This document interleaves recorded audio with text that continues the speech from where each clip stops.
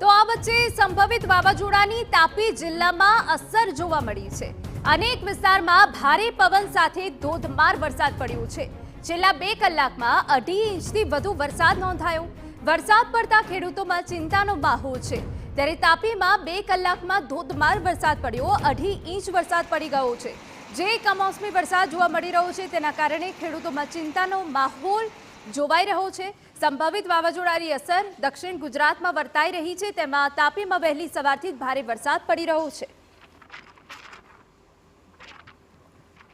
તો 2 કલાકમાં 2.5 ઇંચથી વધુનો વરસાદ પડ્યો છે। ભારે પવન પણ ફૂંકાયો છે અને નીચાણવાળા વિસ્તારોમાં પણ પાણી ભરાઈ ગયા હોવાની વિગતો અહીંયા મળી રહી છે।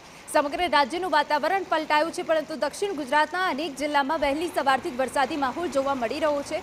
આગામી 5 દિવસ હજુ આ વરસાદ ભારે પવન યથાવત રહેવાના છે। આપને જણાવી દઈએ કે તાપીમાં 2 કલાકમાં 2.5 ઇંચથી વધુનો વરસાદ પડ્યો છે।